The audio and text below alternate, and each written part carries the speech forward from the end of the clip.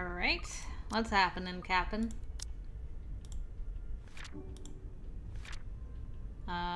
Here we go. While waiting at the mansion, Rebecca overheard a brief conversation between the Wright couple, their interior designer and estate agent, Rose Cooper. It was discovered afterwards that Isabella had already left a few hours ago. With a certain somebody. The entire visit took a whole 24 minutes, and my trip to the mansion, as it turns out, is a useless endeavor in itself. Isabella is no longer there, left shortly before I arrived. Or at least that's what the few staff who saw her assumed. None of them knew where she went, but I can take a few guesses. There are only a number of places in Luxburn she frequents, and, well, she's never been the complex kind. It doesn't really take a genius to figure it out. Still, it's odd she left on her own. She could have at least waited for Miss Cooper. It would have saved her having to pay the cab's fare twice today. And right after she was told to stay put! I mean, who does that? Lots of people. Oh, sod off! You don't own the road! In the end, all Miss Cooper could give me were a string of apologies for my trouble and a request to let her know when I find Isabella. The whole affair didn't even last long. I probably spent more time traveling back and forth. That's the thing, though. You're already feeling sick. Then you go all that way, and then you find out the guy you would like to be your boyfriend went and picked her up, and no wonder she was so grumpy at the movie house. Soon enough, I'm weaving my way back to downtown Luxburn, worried sick, and on top of that, maybe a little annoyed. Whether at the unexpected turn of events or at Isabella herself, I'd rather not think about it for now. Not when I'm already running late for Zachary's film. Besides, I'm perfectly sure that's where I'll find her. As one would expect, people are already gathered at the movie house when I get to it. The small avenue where it's located has been closed off early from any passing traffic to make way for the avid moviegoers who are sure to crowd the venue. I have to park almost a street away and walk the remaining distance because of it. Looking for them has taken a while in a crowd this big, but I eventually spot them near the entrance. It's the team. Thanks to Zachary, mostly. And, like I've surmised, Isabella's with them. I knew it. Wasting no time, I march over to their little group. Words filled with concern tumble out of my mouth before I can stop myself. Isabella! Oh, thank goodness! Aw, that face. Becca, you're just in time. An odd expression crosses her face as I hold it with both hands, but I ignore it in favor of getting a good look at her, forcing her to keep still and fix her gaze at me. Becca, you're squishing my face. How are you? Are you all right? Why wouldn't I be? There doesn't seem to be any visible injury, nor does she appear to be in pain. Apart from her confused frown at my questions, she looks pretty much like how she would any other day. Even so, you can't really tell those things with her at first glance. The last time she got sick, she never bothered to call anyone. Even me, who lives right next door. If I hadn't checked on her then, she probably would have died on her bed with the rest of us, none the wiser. It's one thing we laugh about now, but moments like those also teaches you something about a person. If anything, it has given me more reason to constantly worry about her. And the moment a familiar name comes up, I know my concerns right now aren't completely baseless. Rose called me earlier. Her expression swiftly changes, and gently as she can, Isabella pushes my hands away. Yet even before she says anything, I already have a hunch how this whole thing will play out. Oh, no, everything's good. Rose covered for me at work today. That's not what I'm talking about. How's your head? Then and there, the whole conversation goes down as I've imagined. Whoa, the speed. She dodges my hand when I reach for the back of her head, intending to check the said injury myself. Even makes a show of hiding behind Zachary just to avoid me. Instantly, what's supposed to be a simple inquiry dissolves into a shameless game of tag. Look at Zach and Ash just being like, girls. Shouting and chasing, like none of us can be bothered to act like the full-grown adults we're all supposed to be. Including Ashton. I won't put it past Isabella, but Ash, out of everyone... In fact, if that stupid smirk on his face tells me anything, he finds this whole mess amusing. Oh, for the love of... Isabella, this isn't a laughing matter. She did look pale when I saw her. Earlier. Wow, thanks a lot, Ashton, you traitor. I'll get you back for this. Just you wait. What? I'm just saying it as it is. If you mentioned this earlier, we wouldn't be having this conversation right now. There's a moment's pause. My hand stills mid-air as my attention shifts to Ashton and the words he leaves hanging between the four of us. He doesn't meet my eye. I don't think he's even aware of what he said. But the meaning in each syllable alone is clear. And they echo. They sting. They burn! I'm sorry. Saw her? Yeah, they arrived together. Bella looked fine to me then. I don't know. Of course. Of course. Why else would Isabella leave on her own after being told to stay put? After that little chat about money this morning? Something close to silence falls while I mull over their words, both what's already been said and what's left unspoken. When I do find my voice, it only reeks with nothing but bitter, unpleasant thoughts. Thoughts I quickly stamp out before they surface. Thoughts I hide the best I can in the deepest parts of my mind, locking it away for no one to see. Oh, that's... Not very successfully. Good. At least she didn't have to travel alone, right? At least. Good. Yet try as I might, the green-eyed monster easily rears its ugly head. Like it always does every time his gaze lingers a second longer. Every time he smiles in a manner far too gentle, far too sincere, whenever he thinks no one can see. Every time my mind suggests his words mean more than they should. Every small, little thing.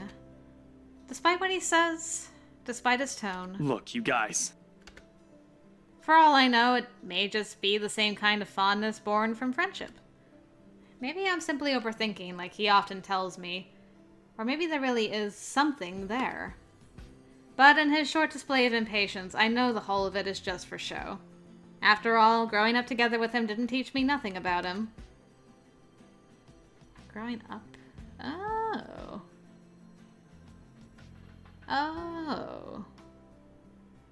Did we read? I think we did read about them being friends from kids. Yes. Ash was her only friend. Okay, so she grew up with him. Interesting. Oh, friends to lovers. For his sake, it is this time, though. For him, for Zachary, for her, or for me. That I can't tell. If she says she's okay, then there's nothing we can do about it. It's not like we can stop her either. Besides, she's still acting like the same old Isabella to me, if she can still run around like that. Why are you taking her side? I'm not. But if she wants to watch Zach's movie with us, I'm not going to stop her. She's probably the one looking forward to it the most.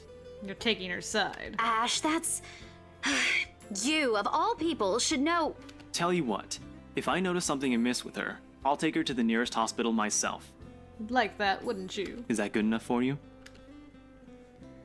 My mouth opens, then snaps shut almost as quickly, forming a thin, hard line instead.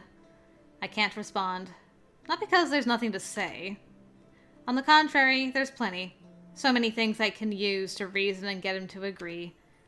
But because he speaks with such certainty, with much reassurance, it feels like there isn't even a choice. All I can give is a long, deep breath and a reluctant nod in the face of it.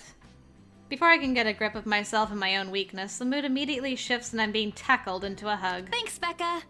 It's always been you with him, isn't it? No. Did you say something? Me? Nothing. Don't mind me. A lie, obviously. What else can it be? Each and every smile, a tiny effort to keep things as they are, or so I tell myself. Little do I know this is merely a preamble. It starts out quietly and without fanfare, amidst friendly jibes and harmless teasing, with a scrap of paper fluttering harmlessly to the ground. One that looks suspiciously like a cheap Halloween prank no matter how you look at it. And yet, despite how ludicrous it all is, Isabella stubbornly insists, as if our whole life depends on acknowledging the truth in her story. Does she even realize how absurd she sounds now? Crivens, even my students wouldn't fall for this. Isabella, aren't you taking this a bit too far? She doesn't give me time to regret nor think over my choice of words. From there, it escalates, grows into an argument too petty even for our standards as adults. Before we know it, one after another, harsh, scathing words are being spoken. It's not a joke! Will you guys listen to me first? I saw something in the house earlier. It stood right in front of me. If I hadn't gotten away, that thing might have... Right. And in broad daylight, Isabella. Even someone gullible would find the logic in that screwed up. There's also no way in hell that this supernatural shit is true. But it's real! What do you think I saw? A hallucination? A delusion? Didn't you say you fell down some stairs? So maybe Rebecca's right. It happened after, when I was trying to get away. I almost got stuck in the same room with that thing. That face of Isabella always scares me. We're all in danger.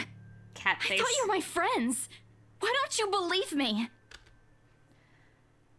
But someone has to be patient in all this, and however much my own has already been frayed earlier, there's no one else. Who else here can deal with someone selfishly acting like a kid? Like every other time, it has to be me. We are, and you know that. But this thing and that thing has got nothing to do with the other. When Rose called earlier, I thought she's just exaggerating. But based on what I'm seeing right now, maybe it's better if we really postpone this for now. Don't bother. Just like that, she cuts us off. Slams the door right on our faces while my own temper flares before I can stop it. You know, the mature one.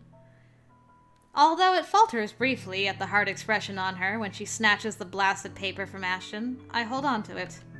Regardless of how upset she appears, soured expression and balled fists, throwing a tantrum is simply unacceptable! For a grown woman at that. Words form at the tip of my tongue ready to have my own tantrum. But before I can open my mouth and let all of it out, her feelings and mistakes be damned, Zachary, the real adult of the group, raises a voice of his own. Guys! A warning underneath the warm and hopeful beat in his voice. We all stop and look to him, and even my own anger subsides a little at his tone. Why don't we all calm down first? I'm sure Isabella has her reasons too. No need to be hard on her. And hey, ain't this supposed to be a happy get-together? To an outsider, it may sound like a desperate request, but Zachary has always been the one to keep a level head over petty squabbles. This time's no different. He knows what to say, and when he lets it fall, they only ring sharp and true. We haven't seen each other for months. I'd really love to know what y'all have been up to. I only ever get to talk to Bella over chat. Please. And as careful as he is with his own tone, it does make me feel ashamed. We're supposed to be here for him, to give what little support we can give.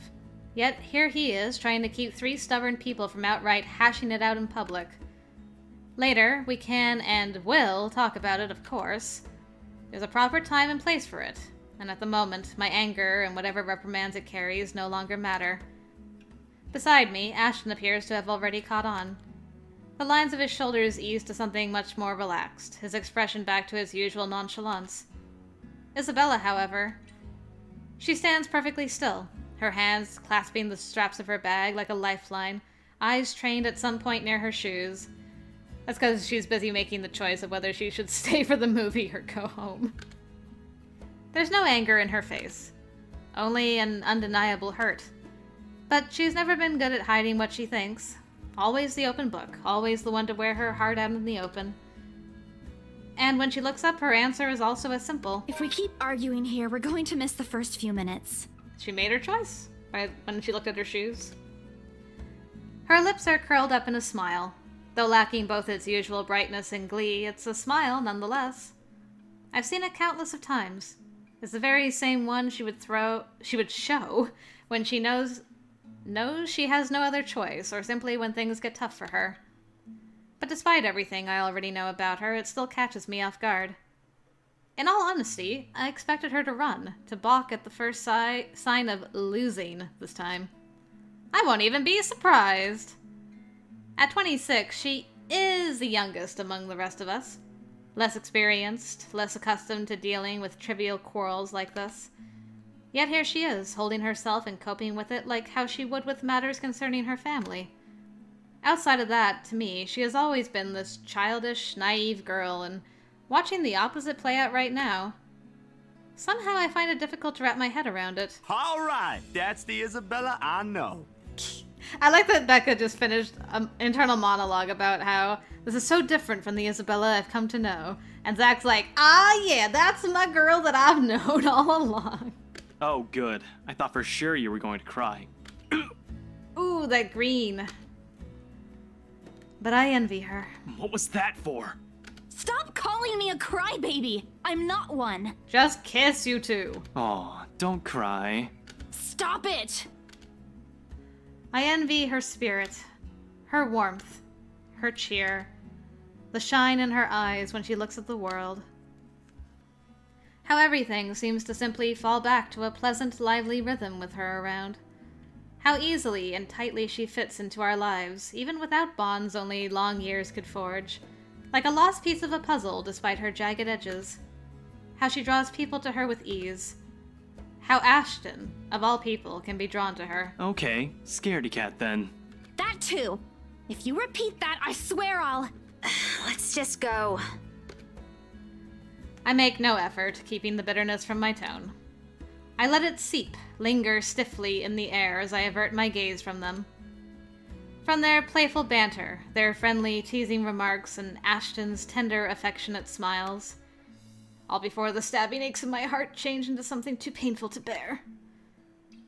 It's all in my head, is what I'd often tell myself.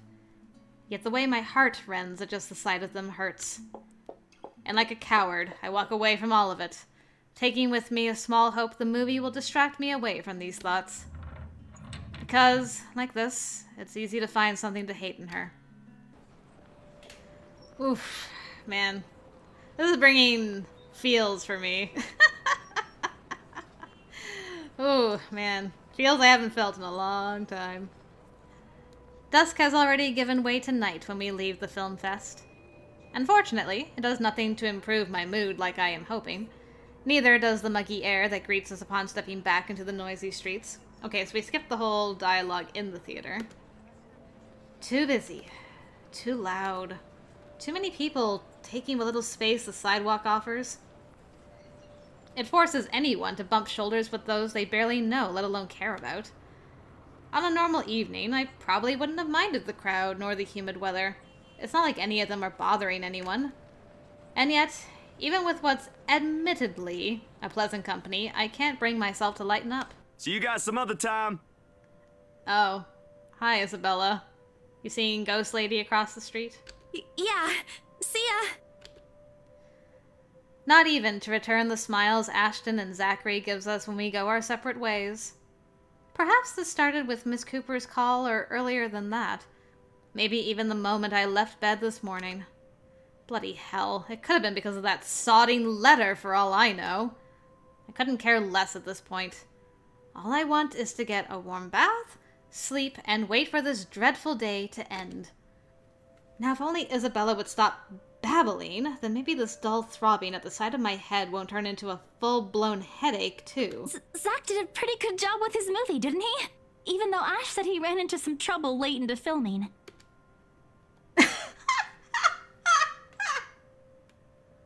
That face! But I knew he had it in him. It's not like I didn't believe he couldn't do it. I mean, did you see his face after the credits rolled? All those months he worked on this, and everything's finally... You weren't even watching. Only the first minutes. I watched the rest of it, I swear. Besides, Ashton was the one who wouldn't stop asking questions. Well, why do we still need to talk about this then? I liked it. Ash liked it. You liked it. Shouldn't you be telling that to Zachary in person? I'm sure he'll appreciate it better than I ever will. I know that, but maybe there's something you want to say? You want to discuss the movie? Zach had you check the scripts before he went through everything, didn't he? You also worked on it, even if it was only for a short time. So, maybe you want to... I don't bother waiting for the rest. The moment I spot my car, I immediately make a quick beeline for it. Knowing her, this is merely another attempt at starting a conversation, just so we'll have something to fill the dead air, to replace the strained atmosphere we've somehow walked into. One thing, the very thing, I'm not too keen to deal with at present. Behind me, Isabella also changes her pace to match mine, her soft strides growing brisk and uneven in order to catch up. A small part of me half expects she'll suddenly trip. She's not the clumsy sort, but there are definitely times when she can be the least coordinated person on the planet. Becca, hey! Oh no. Wait for me! And people wonder why I worry. They're not really completely unfounded once you've already grown familiar with her habits. Though right now, this is also at the very end of the list of things I want to think about. Sometimes it does become overbearing. Even her voice as she calls after me sounds nothing more than background noise to my ears now. Rebecca, slow down, will you? Your car's not going to leave without us. The sooner we get on the road, the earlier we can get home. It's Friday, in case you didn't notice. I know what day it is, but the traffic's not going to magically disappear, even if we go there right now. I don't want to hear that from you. Didn't you used to complain how horrendous the traffic is back home for you? Yeah? But that doesn't have anything to do with this, Becca. Okay. What do you want to do then? Wait it out? Walk? I just want to go home, Isabella. If you want to stay out here longer, I won't stop you. But leave me out of it. I'm not up for any other foolish excursions tonight. I wasn't thinking about an excursion. I want to go home too. It's already late. It's just that you've been in this prickly mood since earlier. Alright, finally address it. Just get it out there. Are you really okay? Was it the cold? Or did something happen at school? Do you want to talk about it? A long pause follows, and it holds everything she's been meaning to ask from the very start. I'm in no mood, but all the same, my hand stops short of unlocking my car, and my grip on the handle tightens. I can feel her eyes boring on me, waiting, hoping patiently for any answers I'd give. She's the same as Zachary. They're bad liars. But when you talk to people like them, if you're not careful, they often leave you with no other choice but to admit the truth. Those exact same ones I can't voice. Despite my lack of response, she pushes on. Surprisingly.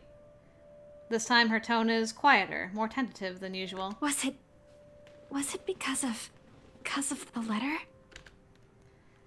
It's a well-meaning question, much like the rest of this talk, yet something in how she says it irks me. If it is, I'm really sorry.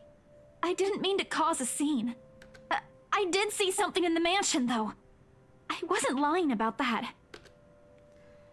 Wherever she wants to take this, I no longer want to hear a word of it. Not at this minute. Preferably, never.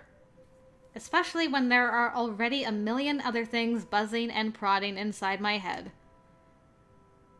Sometimes my patience can only be tried for so long. Poor Isabella. Where were we with you anyway? That's right, we had lost some affection because we decided to go with Zach and Ash. How come... Why is Ash down?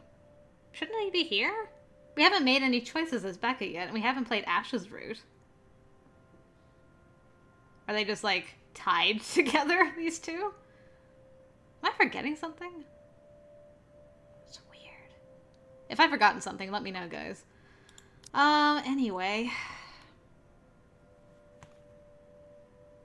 She's just gonna be a bitch if she does that. I don't think she's in the right frame of mind to be honest, so... And during the open house, even if there were a lot of people around, there were weird things happening. Oh, you have no idea the weird stuff that was happening to Becca earlier, man. Hey, we're back up. But Ashton's not. Okay, so you guys are not tied to the hip. Okay, but that's good. Making some progress there. I don't know if there was anyone else who noticed, but I heard things. I'm sure it wasn't because I fell down the stairs. Even before that, in the attic, Isabella. Yeah? A pause, though I don't let it last. I'll need to give myself a small window to breathe before I lay down the words between us with as much restraint as my patience allows. Which is not much after everything. I can only hope Isabella will simply take them as they are. She can be stubborn as a mule when she wants to be. This kind of conversation tonight. Look, it's been a long day. I think this cold also caught up with me, and I'm really exhausted. Can we talk about this some other time? Yeah, you guys need to chat and not have this festering going on underneath the surface for Becca, but not when you're already in a bad mood. That's just not going to be a conducive conversation. That nod. She blinks, and although disappointment flashes momentarily in her face, she gives me a curt nod.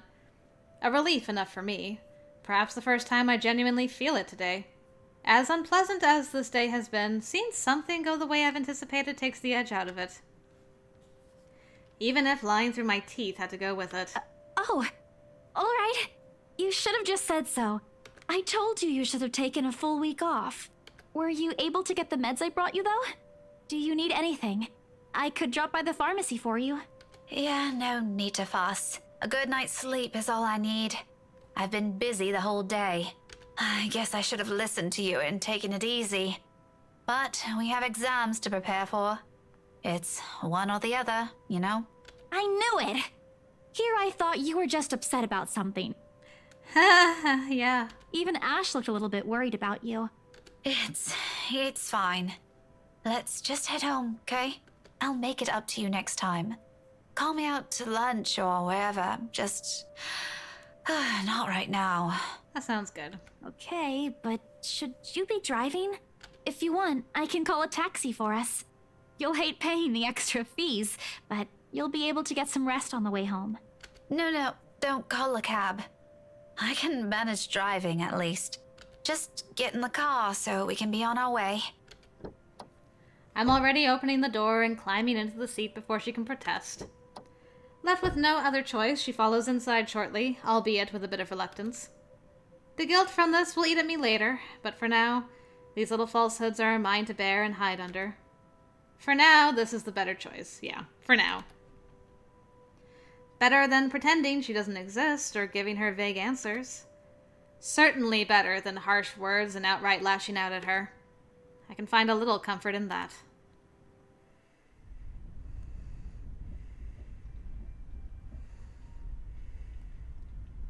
Bella, did you fall asleep on me?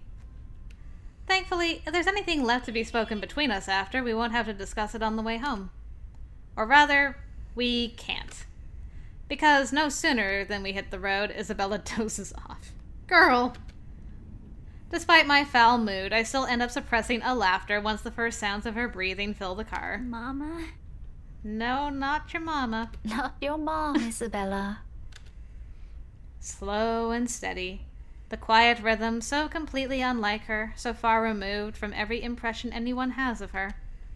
A few faint whimpers will occasionally come from her, but otherwise it's just us, the silence, and it's so utterly unexpected.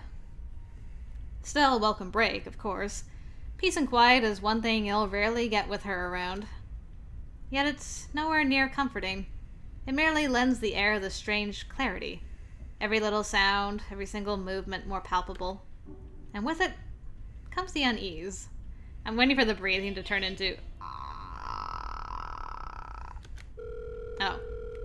A jolt of surprise hits me. It's almost comical if this were a different situation. In my haste, I accidentally dislodge my mobile from its seat on the dashboard when I swipe on the screen. Soon I'm scrambling blindly for it with my other hand while keeping a steady eye on the road ahead.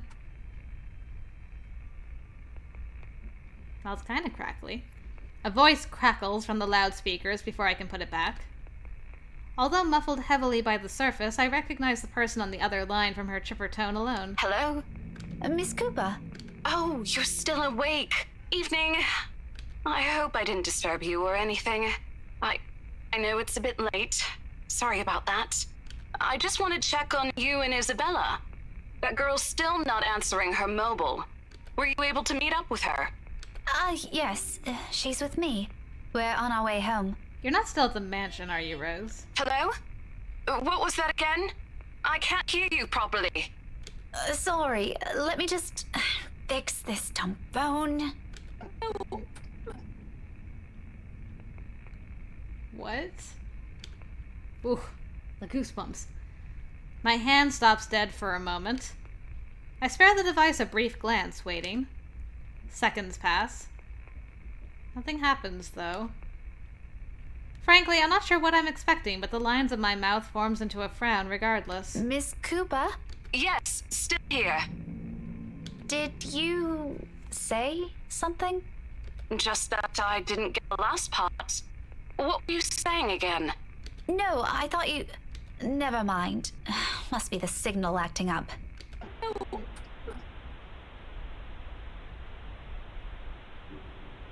Why does this ghost lady know how to interfere with phones? Come again? What? Is everything all right over there?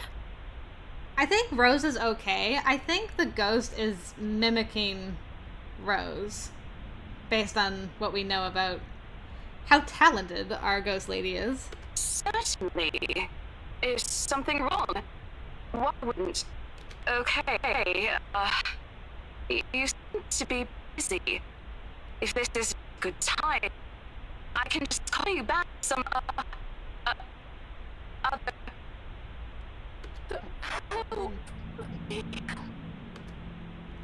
I have to make a conscious effort not to panic right then and there, although my tight hold on the steering wheel tells a different story altogether. Miss Cooper? Rose? Hey, Rose! Are you still there? Only a burst of static answers me, and... That doesn't sound like it's coming over the phone. Maybe this lapse is entirely because of exhaustion, or this cold. It has been a long day, and I haven't fully recovered from last week's bout of flu, contrary to what I've been telling people. Though, perhaps, had I paid closer attention to it, had I not been so occupied with other thoughts, I probably would have noticed earlier that it never came from my phone.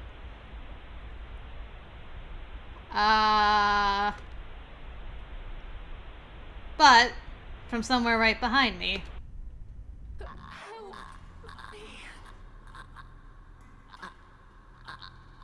Man, she really can mimic other people. She hasn't killed Rose at this point, though. That's terrifying. Time slows to a crawl. Looking up is a mistake. I would be like, Bella! Wake up! There's death in here! The first thing I see is its face, a ghastly shade, every inch battered, bruised, and bloodied. Even in the darkness and the world passing by and a blur of lights outside, I can still make out the wounds. Blood still oozes from it, little trails of crimson running down its face, glistening under what little light there is. But it is the gleam in its eyes that catches mine. The quiet plea, the anguish, and the desperation in them. More than its hideous features and the awful stench of gore now soaking the air. And try as I might, I can't help to bring myself to look away. Even as its lips contort into a horrific smile. I liked it better when you were not smiling. Even as a sharp, harsh noise pierces the air and the silence around us. Rebecca! Oh, Huh? Car! Eyes on the road! against everything I've been taught, and I've constantly reminded myself, I close my eyes. There was no crash. It's a brief moment. A short, vivid second of muscle memory and instinct completely taking over. And if I didn't allow it, if my hands didn't move or my feet didn't hit the brakes in that exact second, I might have... Isabella and I might have... No. I shake the notion away before I lose myself in it. Dang, she almost killed us in a car crash! Right now, it's an ugly line of thought I refuse to venture into. Not when breathing is a struggle and every ounce of strength has been totally drained from my body. Most definitely not while Isabella's panicked voice beside me still rings in my ears. We're alive. We're safe. That's all that matters. But it is not her face that I look for when I finally open my eyes. All gone. I expected stains, little telling marks and creases on the covers to show me where it sat not a second ago. But whoever, whatever it is, it left not a single trace. Man, so she saw her pretty quickly. And though courage is a hard thing to gather at this point, I take what little of it remains in me and turn towards the back seat. Even then, there's none. Or was there really something in there in the first place? With how empty it is, I'm beginning to doubt it. The stupid flu again! Can you imagine having a flu so bad that you are hallucinating a dead girl smiling at you with blood oozing out her eyeballs? Like, that is a hell of a flu. I need a long rest after this. You need therapy.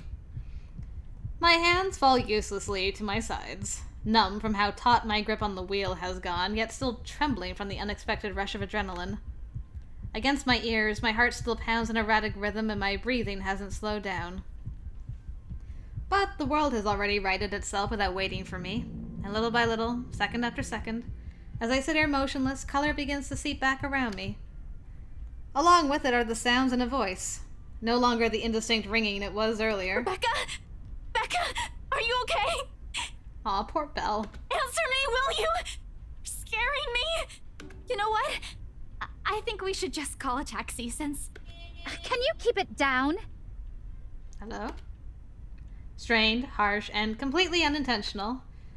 But with heat prickling at the back of my eyes and the mild throbbing at my temple, I could honestly do with a little silence for now. Keep it down?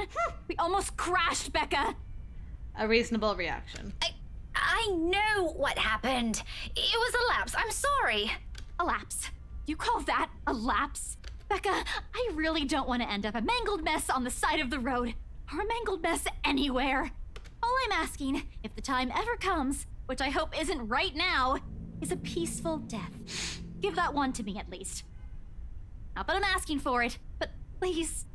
I'm doing my best, girl. Isabella. Belle, you're overreacting. If you're so worried, why don't you drive? I don't have a license. I keep telling you to get one, didn't I? For the past 5 years. Do you see why now?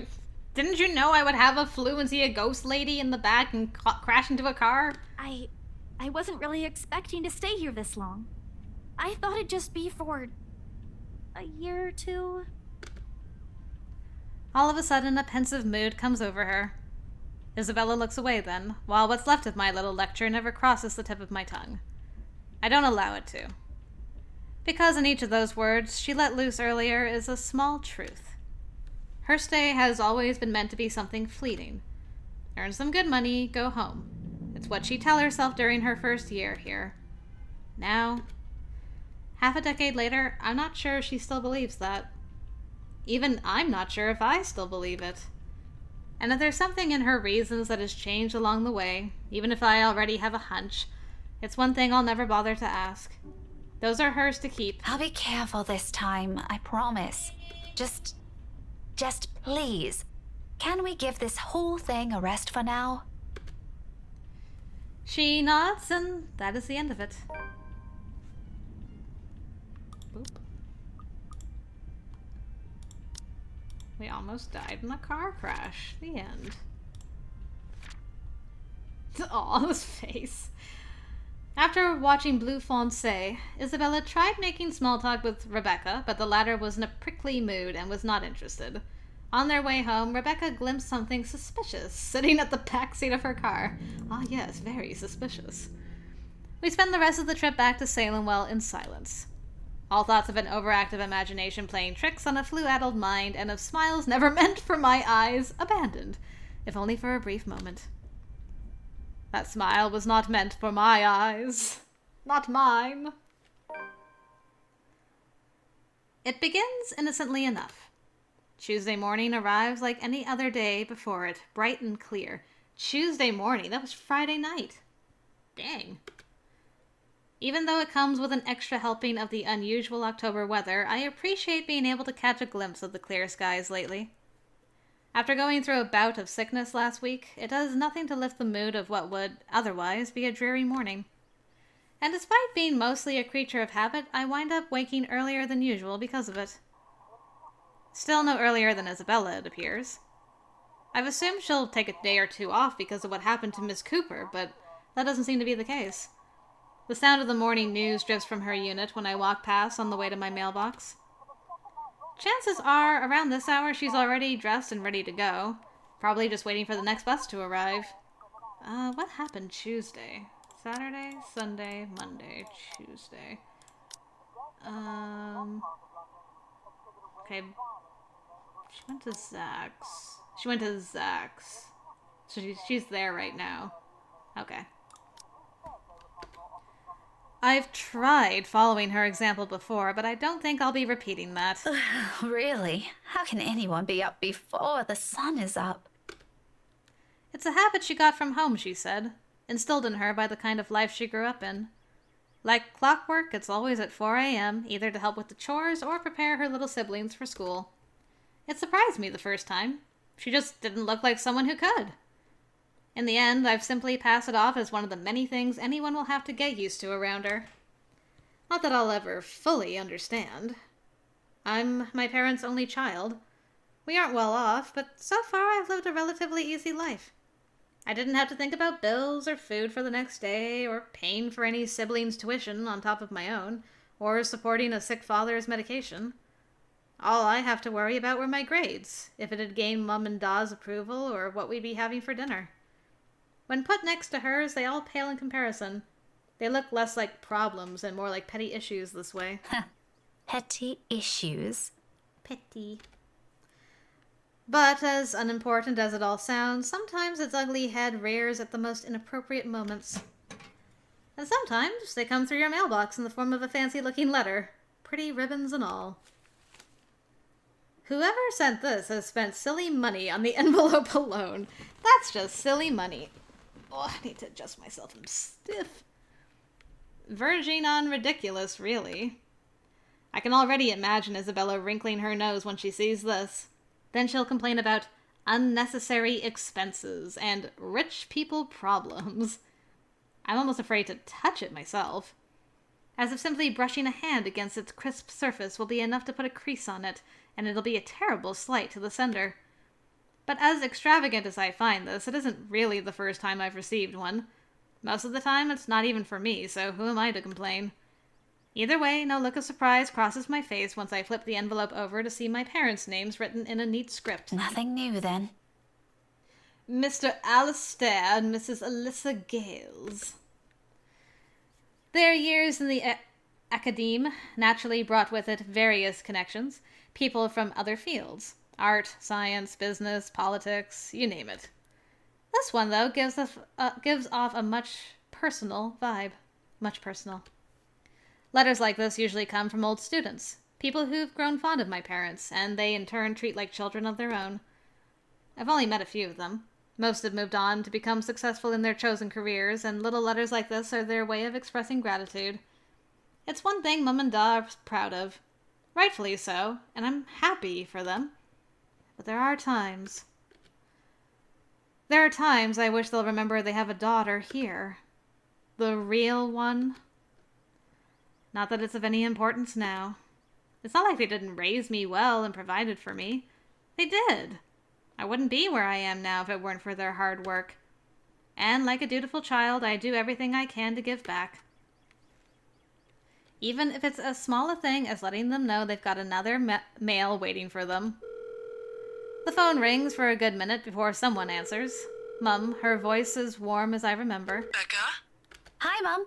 How's the conference going? Such a happy face. Well enough. Until your dad sprained his ankle. Oh no, is it bad? I'm alright. In case anyone in this family cares to listen, I'm alright. Very much alive, darling. And there you have it. He'll be up and walking in a few weeks, don't worry. We're going to have to extend our stay here until it heals, though. Is something the matter? Nothing big. Just that this mail arrived for you this morning. A lie. Thankfully, she doesn't notice. Although if I'm going to be honest, a small part of me yearns for her to do so and ask me about it. But I put down that idea almost as soon as it surfaces. I shouldn't make them fret. They're busy. What does it say? Raise your glasses, give cheers to the good times, blah, blah. Becca manners. That isn't how I taught you to read. Sorry. Sorry. You are cordially... it's an invitation, Mum, for a housewarming party. From, Hannah? The name rings a bell, though at the moment I can't recall when or where I've heard it recently. It must be nothing too important if I didn't bother committing it to memory. You guys were friends when you were little girls. There are a lot of Hannahs in the world, so who knows? Hannah. She also wrote you a note, Mum. It says you used to be her private tutor at the Evans mansion, and that she misses you and would love to see you two again. Aw, you'd like to say that yourself. It makes my heart clench to read another openly say those words to them. The same ones I want to tell them. I want to see you too. It's been years since we've been together as a family, and if there's one thing that hasn't changed from childhood, it's that Mum and Da are still busy with their respective careers. Out of the country, away on some meeting or symposium, sometimes from months on end. It only grew more frequent with the years until I'm old enough to live on my own. I'd like to think that's how I've become independent at such an early age. They've always praised me for that. At times, I wish they didn't. Evans? Oh, I remember now. Honey, it's Hannah. Hannah Evans. Remember? Bright girl, 2 years older than Becca? Didn't she get married a few years ago? 7 now, I think. But, they grow up so fast, these kids. Yeah, she invited us to that too. Fonte de Medici. But we missed that one because you had to present your paper in Singapore. Oh boy. We did send her a note after. Still a shame we couldn't attend, though. What is it about this time? She sent another invite for a housewarming party. Becca, when is it? This Friday, Mum. Oh, that's too bad. We'd love to be there, but Da's not in a condition to go walking around. I guess we'd have to decline again. I really miss that girl. I could go in your place. I let it slip without thinking, so that's how you ended up there. Personally, I've never been fond of gatherings, regardless of how simple people make it seem. But if there's one thing I hate hearing, that disappointed note in Mum's voice always ranks first. Whether it's directed at me or some other thing doesn't matter. Are you sure? Don't you have work this Friday? The event will be in the evening, Mum. It shouldn't take anything away from my schedule. Schedule? It's all right. The invite's for 2 people. I can bring someone with me so things don't get boring. And you ask Ash. Okay. I see. Maybe you can also invite Ashton? Ashton? Mum, that's a sure no from him. He hates attending parties. But I'll see what I can do. If not, I can always bring Isabella with me. You know her. She won't say no if there's food involved. Okay, if it's not going to be a big problem for you, I don't see why not. We owe you this one, darling. Darling. No problem, Mum. I'll even say hi to Hannah for you. Please do. And let her know we'd love to see her once we're back in the city. Leave her our number or something. I will. But you know, the 2 of you would have become really good friends. Don't you remember? You met with her once. If my memory serves me right, you were 12 then? This, too, I can't recall. It's probably one of those meetings where we only talked a bit before going our ways. If she did leave an impression, I'm pretty sure I would have written about it somewhere, or at least recognized her name. But you did recognize her name. As it is, the only few people I remember clearly from that time in my life is Ashton and Mandy. Who's Mandy? To some extent. Mum must have sensed my confusion because she laughs. Don't push yourself too hard, darling. Really? It felt like having 2 daughters back then. Sometimes I wish they didn't send her away to boarding school. But, well, you know how often that goes with them. Still, try talking to her while you're there. Oh, we'll see. I'll let you know what happens after. I'm looking forward to it, darling. Take care of yourself. Will do. You too, Mom. Bye. Tell Da to be careful next time. She chuckles then. A hearty one, tender and always light on my ears. She may be a stern teacher, but this is the part of her I love the most. The sound of it still echoes even as our call comes to an abrupt end, bringing with it a memory from so many years ago, when life and responsibilities that accompany adulthood are things far from our minds. If given the chance, I'd love to go back to those. I don't dwell on it, though, shaking it all away almost as soon as the memory forms a clear picture in my head. I've always wondered how Isabella can easily pretend everything's normal over a phone call, then bounce back to her usual self immediately after. I've seen her do it plenty of times. For me, it just drains whatever energy I have. Big same. And with a whole day of teaching still ahead of me, I can't afford to look exhausted in front of my students. Even for a wee bit. It's never a good example to set. So, with another sigh, I put everything at the back of my mind and tread back to my room. The rest of my day awaits. Or, I'm going to just stay here. 15 minutes later, I'm heading back out, dressed for the day, my car keys in hand. Ordinarily, I don't stop for anything. There's never a need to. That's the beauty of this apartment complex. It's quiet and everyone keeps to themselves. No useless platitudes in the morning, no need to wear a smile on your face lest other people are nosy enough to ask. Today, however, the morning broadcast still plays from Isabella's room. My brisk pace slows to a stop and a frown gradually forms in my face. She hasn't left. Of course, this isn't unusual. There are times when I've left earlier than she did, like last Friday before their open house. But those days are few and far between. It only happens in the direst circumstances, though the last part of that might be a bit of an exaggeration. However, with what's happened in the last few days, maybe today is one. The death of a friend isn't something anyone can brush off, and for someone like Isabella's the kind who gets attached to people easily. With Zachary, Ashton, and I, that has been the case. I can't imagine what she might be going through right now, especially when the woman was someone she owed a lot, despite their training being brief. I've given her the space last night in deference, but perhaps today might be the proper time to check on her? Oh, whatever. I've still got time anyway. I guess this is when she's like, I can't find her, Ashton, where is she? With light steps, I move closer to her door, hand already poised to knock. Still, I don't do so until I hear her answer me. Isabella? Belle? Are you in there? No answer. After a second, I finally knock, lightly, so I don't disturb her, in case she's sleeping and has merely left the telly running last night. Never mind how she never lets that happen. Ever. So why is the television on? Did the ghost flip it on? Waste of electricity and all. I just want to check on you before I leave. Is that okay? Are you going to work today, Belle? Still nothing. I'm about to leave. If you want, I can drop you off. Another round of knocking.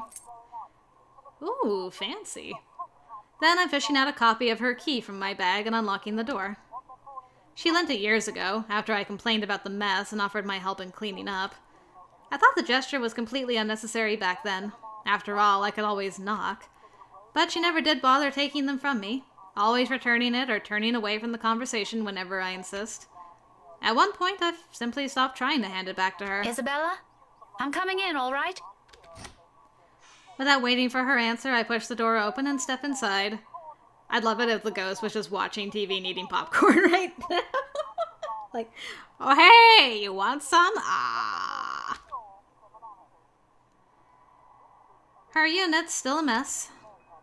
Instant noodle cups on the table, a pile of clothes on one side, papers strewn about everywhere, and an unkempt bed among other things. This much is a given. Will always be a given. I've been here several times already, and I still wonder how she can function like a human being with the place in this state. However, that's neither here nor there. I'm not sure what I'm expecting, but certainly not finding an empty flat. Granted, she could have left earlier, far earlier than usual, but she never ever leaves without making sure she's unplugged everything. That's something she doesn't forget to do. It doesn't help that her bathroom appears unused this morning. Another habit, and it can only mean she hasn't been here since... last night? Perhaps even since the morning after Miss Cooper's death. Either idea doesn't sit well with me, what with the news we've been hearing lately. The authorities are still trying to find the cause of death for all the victims. Early investigation revealed most of them were employed under Briar Realty Corporation at the time of death. Meanwhile, BRC has refused to comment on this. Gathering my wits, I immediately place a call to her mobile, and then take a second to read my journal before she calls me out on it. Rebecca Gales received a housewarming invitation addressed to her parents that morning. After informing them about it, she checked Isabella's apartment, and was shocked to find that she hadn't come home last night. And when I said calls me out on it, I meant answer my phone call. Calls me out on it. Good job, brain. It rings for a good minute, the sound a comfort in itself, but when another minute rolls by without her answering... Well, not a woman prone to panicking. Sudden bouts of temper, maybe, but never panic, despite how I may sound when speaking. And when it ultimately goes straight to her voicemail, a sigh is the only thing I let out. The pause doesn't last long, though. In the next moment, my fingers are already moving across the screen in search of the two people who might be able to help. It's Ashton's number I find first and dial. Call it a habit, but even Isabella thinks he's dependable when the situation calls for it, despite how much they give each other grief. That already says a lot about him. There's Zachary, but around this hour he's probably still sleeping. If he has freelance work, it's very likely he's just gotten himself in bed. He's the last person I want to bother, if anything. The wait doesn't take long. Soon, a click, then Ashton's voice echoes through the receiver, rough and still heavy with sleep. He never did grow fond of mornings. Becca? Christ, what time is it? What's up? Not you, apparently. Oh, got him. Good one. Kill me now. Did you call us early just to make that joke? I'm going back to sleep. No, Ash, hold on. This is important. Becca, stakeout last night. Make this quick. I've still got a few hours before the chief bothers me. He sounds so dead. Sorry, I'll let you go back to sleep after. It's just that... Wait, you were on a stakeout last night? Did I say that? Shit. Forget I said that. Forget I said anything. Forget we had this conversation. This is my favorite conversation. I'll never forget. So, you have no idea? About what? About what? I also have no idea why we're talking so early in the morning, so there's that. That echo. No, will you stop sleep talking or whatever for a second? Belle didn't come home last night. She's gone. Who? Who? Isabella! Instead of an answer, a brief pause comes after, followed by something blunt and heavy hitting a hard surface and a string of rather colorful curses from him. I guess he fell out of bed. Ah! The moment might have been one of the many things I'll keep to myself and remember fondly in the next few days if things aren't the way they are. When he picks up again, there's no trace of sleep left in his voice. Say that again, from the top. Isabella's gone, Ash. She didn't come home last night. Her flat's empty. She left her telly running. You know she doesn't do that at... Okay, Becca, stop. Calm down first. You're starting to panic. I am panicking. I'm not! You are. Breathe. One person's not going to simply disappear like that. This is Isabella we're talking about. Did you try calling her? What did you think is the first thing I did? She's not picking up. It went to her voicemail. How about Zach? Did you check with him? Not yet. I didn't want to bother him. You know he has trouble sleeping and all that. All right, I'll go ask Zach. I'll call you back. No, wait! He ends the call before I can utter a single word of protest. But, for the first time since entering this room, tension is gone from my shoulders and my breathing has eased. The bed creaks as I sink down on it with a sigh, the telly still blares the same uninteresting news, and I'm surrounded by clutter. All the same, it feels strangely calm to be here without worry nagging at me. I'll have to apologize to Zachary later for sending Ashton his way this early, but for now, relying on the latter for this isn't the wrong choice. It never will be.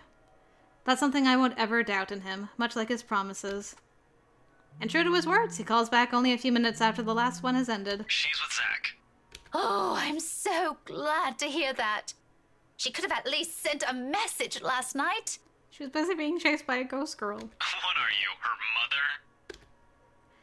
It's one thing to hear that from Isabella, but from Ashton? I don't want to hear anything like that from you. I'm serious. You've got to stop treating her like she's one of your students, Becca. You don't have to keep tabs on her every time. Last I checked, she's only 3 years younger than the two of us. That's almost a decade gap from those kids you're teaching, you know. Says the person who keeps calling her Scaredy Cat. That's Got him. not related at all. At all? Anyway, I'll go check how she's doing. Don't stress yourself out. You go ahead to work. Wait, you? Don't you have a precinct to be at? Weren't you at a stakeout last night? Whatever happened to not treating her like one of my students? Because if anyone's going to ask me, I think you're doing the same thing. Zach said it's an emergency. Something happened last night. Emergency? He didn't put in those exact same words, but it sounded like it. Ash, what really happened? Is Isabella fine? She's alright. She's safe. Zach let her stay the night after she... Look, okay. Z-Man wasn't clear about it, but let me handle this. I'll check on her. I'll bring her home. It sounds like a lie if I've ever heard one.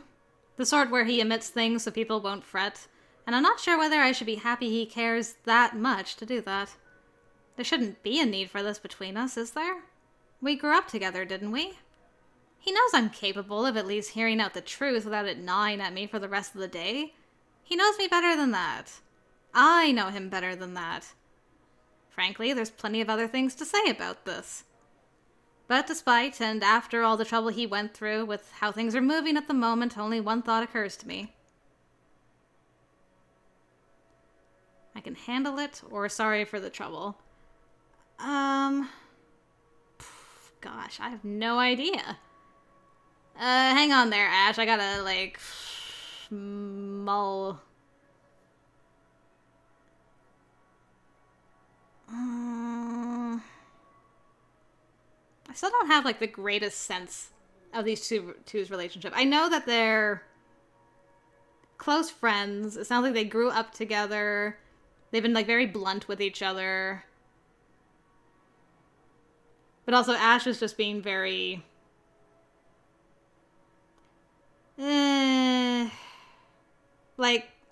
he doesn't want to share too much about Bella with Becca, understandably. So I don't know if we should push it. Also, Zach honestly didn't say much to Ash when Ash called him. I really want to make sure I don't mess this... Whoops. Don't mess this up, because I don't want to... we already lost relationship with him. Let's try this. I don't know, though, honestly. Hey, we're back to normal. Okay, I'll take it. I recognize his concern for what it is. It's not new for him to go out of his way for us, and to be honest, this is what I love about him. Aww. As much as I would have loved to take this off his hands, it'll only be selfish of me to insist, considering he knows of my other commitments. To do so feels like I'll be trampling on that kindness he seldom offers to anyone. Sorry for putting you up to this. Nah, don't mention it. You've got other things you need to worry about. Take care of those first. This is a small thing. I still owe you one. Oh, I can name a few things you can do about that. You know, there's this ice cream shop that opened near the movie house. I could use... Okay, let's stop right there. That's enough. On second thought, maybe I'll just think about it some other time. Harsh. Harsh. We both laughed, the sound lighter and more comfortable. Like the old days, when a wayward 26-year-old is at the bottom of the list we need to worry about. Oof. This is how we find a common ground. We may not agree on a lot of things. We may see things the way the other does, but the give and take is something we've learned to get used to over the years. Whenever it's like this, confidence in him is the least I can offer as thanks. Really. Thanks for this, Ash. I'll let you know what happened afterwards, I promise. I'll call you later. You have a good day. Bye. It's so heartbreaking, though. Because you can tell by her interactions with him, she loves him. But when you listen to how he talks to her versus Isabella, you can hear, you can just hear that he views Becca as strictly a friend. Like, there is that comfy friendship tone in his voice at all times. But there is not that teasing, gosh, I want to kiss your face tone that is like in his voice when he talks to Isabella at any point. It's difficult. But anyway, I gotta admit, the way he puts it isn't comforting enough. He can be blunt like that. So many unknown variables, so many words left unsaid. I wish he'd simply lay them out all in the open, because like this, I'm more inclined to think there's an exaggeration on the other's part. If it's from Zachary or Ashton, I don't know. In the end, all I can do is wait, go about my day, and hope for the best. Before leaving, I spare Isabella's room one last glance, disturbingly quiet now without her in it. I'll get answers from her later. For now, my concerns are best left here.